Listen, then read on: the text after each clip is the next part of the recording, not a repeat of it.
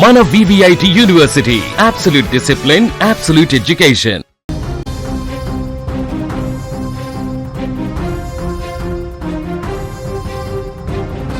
తాలికట్టిన భర్తే భార్య పాలిట రాక్షసుడయ్యాడు. 7 ఏళ్ల బంధం 100 ఏళ్ల ఆయుష్ అని ప్రమాణం చేసిన వాడే ఆ రోడ్డుపై మానవత్వాన్ని మంటగలిపాడు. కొంచెం కూడా కనికరం లేకుండా భార్యను బైక్పై ఈడ్చుకు వెళ్ళాడు. బీహార్లోని నలందలో దారుణ ఘటన వెలుగు చూసింది. కుటుంబ కలహాల నేపథ్యంలో ఓ వ్యక్తి బైక్ నడుపుతూ తన భార్యను రోడ్డుపైన ఈడ్చుకు వెళ్ళాడు. బైక్ కింద పడిపోవడంతో గమనించిన స్థానికులు భర్తను దేహశుద్ధి చేశారు. అదృష్టవశాత్తు ఇద్దరు స్వల్ప గాయాలతో బయటపడ్డారు. ఈ వీడియో ప్రస్తుతం సోషల్ మీడియాలో వైరల్ అవుతుంది. బీహార్ అంటేనే ఎన్నో సంచలనాలకు కేంద్రం. కానీ అక్కడి నలంద జిల్లాలో జరిగినటువంటి ఈ ఘటన మాత్రం సభ్య సమాజం తలదించుకునేలా చేసింది. కుటుంబ కలహాల నేపథ్యంలో ఒక వ్యక్తి తన భార్యను రోడ్డుపైన బైక్తో ఈడ్చుకు వెళ్ళాడు. బైక్ వేగంగా వెళ్తుంటే ఆ మహిళ కింద పడిపోయినా శరీరం రాసుకుపోతున్నా ఆ రాక్షసుడికి కనికరం కలగలేదు.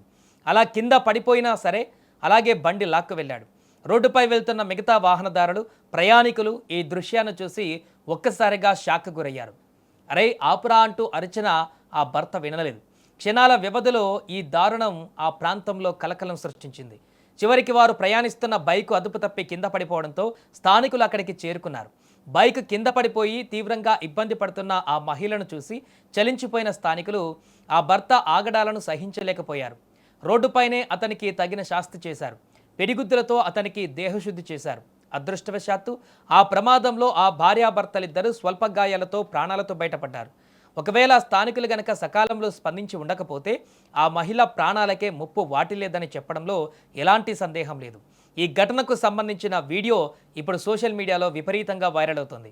ప్రస్తుతం ఈ ఘటనపైన పోలీసులు కేసు నమోదు చేసి దర్యాప్తు చేస్తున్నారు. సోషల్ మీడియాలో వైరల్ అవుతున్న ఈ వీడియో ఆధారంగా ఆ వ్యక్తిపై కఠిన చర్యలు తీసుకోవాలని నెటిజన్లు డిమాండ్ చేస్తున్నారు. కోపం మనిషిని ఎంతటి అంధకారంలోకి నెట్టేస్తుందో చెప్పడానికి ఈ ఘటనే ప్రత్యక్ష సాక్ష్యం.